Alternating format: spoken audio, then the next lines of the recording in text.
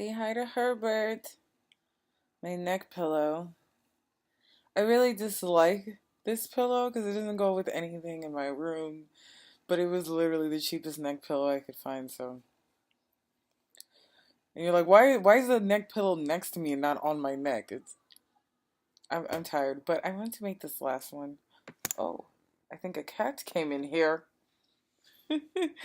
I wanted to make this last video because I saw something on Pinterest. Sometimes Pinterest gives me ideas for videos. Um, and it was like social anxiety, like expectations versus reality or some shit. And I don't necessarily have social anxiety like the diagnosis. I have generalized anxiety disorder, which I've told you guys before kind of applies to every area of your life. So in a way it becomes a little bit of everything. It's like a little bit of panic disorder, a little bit of OCD, a little bit of social anxiety and everything else. I don't have like textbook social anxiety. Um, I'm not gonna say I function well in society. I'm definitely not gonna say some shit like that. But, I can get out, basically. You know what I mean? Like it's not one of these extreme social isolations thingies. But oh, Herbert's breaking. Oh, Herbie. Oh my god. Yeah. Um so I have not gone on a date in 3 years. First of all, you might be asking, why am I talking about this? I don't know, because it's not even like I feel like I really want to or I don't want to. I'm constantly reminded at how weird I am. And it's just a weird thing. I don't know, like maybe you guys experience a different way. Like maybe you eat raw meat and you've been eating raw meat since you were 10 and everyone around you is like, are you fucking kidding me? Maybe you lived on a ranch or maybe you only dated people who were half white, half Puerto Rican. Like something that just made you really weird and you're like, why am I like this? But then you're so comfortable in your weirdness that it's like, in not doing it, you wouldn't even know who you are. And at this point, I've been single so long, I wouldn't know who I am. But I feel like talking about how anxiety relates to relationships because I think that's helpful. But I also feel like talking about it how it relates to friendships and career as well because it permeates every area of your life. And I'm definitely full of issues. But yeah, I haven't gone on a date in 3 years. Um, has it really been 3 years? It's either, I'm going to say this, and I can't even call it a date because it was just some whack coffee shit. But basically, yeah, maybe it has been 3 years. Yeah, it's been more than two, though. I can definitely say that. I'm pretty sure it's been three. It kind of starts blending all into each other. And no, I'm not a girl that has like a roster or like whatever. And so you're probably like, what have you been doing? Going crazy? And I don't think it's like directly because I haven't been dating. Like, I probably wouldn't went crazy. I was going crazy anyway, like towards the last person, and then that last person kind of messed me up, and then like I gained all this weight and I lost it, then I gained it. I kind of didn't lose it again, and I went back to therapy. But basically, I do think my social anxiety, if we just want to isolate exactly how social anxiety relates to this, in that I can't meet people because I can't meet new people. Like it's hard enough for me to meet up with friends that I love and care about. Like I can't meet new people because I am scared and annoyed of you motherfuckers. Like fuck y'all. Like and you're probably like who men? All the like everybody, male, female, non-bi, everybody. Fuck everybody. Like people are so fucked up. Like this world is so terrible. And yes, I get constant reminders that there are good people and I have good people in my life, but I feel like I have those people already. Like the new people, I don't have time to vet y'all. I don't. So a lot of it becomes a little bit defensive, so it's a little bit of defensiveness. But then when I actually do have to go see people or do an event, like my stomach gets so bad, I I just like, first of all, I get a poop attack. The poop attack happens at least 6 hours before the event, and I'm just pooping like crazy. Then I have to take a muscle relaxer because it's mostly like my stomach getting in knots, so the muscle relaxer kind of brings it down. And then I do that, and then like I'm able to go. And then the first thing I do when I get somewhere is eat. If it's an event where there's drinking, I'll drink. If it's an event where it's not drinking, I'm not going out of my way to drink. I'm just gonna stuff my face with food. So I feel like I have a healthy relationship with alcohol. Like if it's there, it's there. If it's not, I'm not going out of my way for it. Which I don't treat brownies like that. Like brownies, I go out of my way for. This video has gone all over the place. Like I thought it was gonna be more serious, but it's hard to because of Herbert, and also because also because if I just isolate social anxiety and dating, it's just funny because I could like talk about my ex or whatever, but I don't trust people. And you know something else too, and this is definitely INTJ thing. I think INTJ women that don't get married, as well as like all women that don't like marry their high school sweetheart or like start going out there into dating world and crazy shit happens, especially for thinker women. You gotta make some hard choices, man, because you have to deal with, you know, my friend had did a post on Facebook about ROIs and like getting, if you invest money, like, and making sure you get, your money back, like there's like a net gain, then your investment has been successful. But like with relationships and dating, a lot of times there's not a net gain, like a lot of times it's a net loss.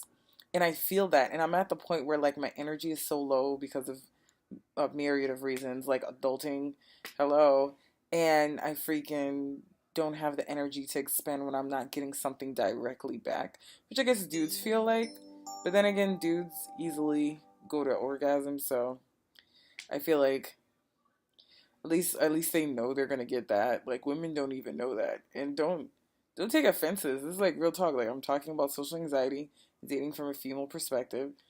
Like don't there's pros and cons to men and pros and cons to women. Like that's just the big and the small of it. Don't act like your shit don't stink. You know what I mean? So there's like a net gain there, but for a woman, there's not necessarily a net gain.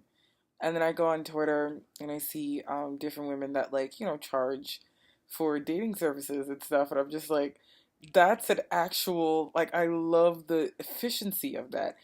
In addition to the efficiency of working girls, I also like how there's like wait, I'm getting lost in my head. Herbert, help me out. Um it's not just efficiency, it's, what's that word? Honesty. Because a lot, something I've learned about hetero romantic relationships and the way they're idealized in the media, in our lives, with our family, our parents, everything. It's very vague, and your wants and desires are supposed to be kind of like mind read. Like I feel like cis heteronormative relationships. Sorry to be such a millennial with that phrasing, but it is good to look at it with that labeling and that lens, because it's not the only thing that's out there. You know what I mean? Like people can start defining their relationships. And I've thought a lot about this. Mind you, I've thought all about this. Haven't thought a second about how I'm practically gonna find my next date. I'm like, yeah, cis hetero relationships are like really like, like toxic. And like people should really open their, and I'm like not even thinking about dating. Like I can't even go on a date. This is what happened if I go on a date. I'm just gonna end it here. I don't even know if I got my point across. It reminds me of a Chris Fleming video called "Am I a Man?" or something like that. It like he just goes off tangent the complete time. Like I love Chris Fleming. I love you, Chris Fleming.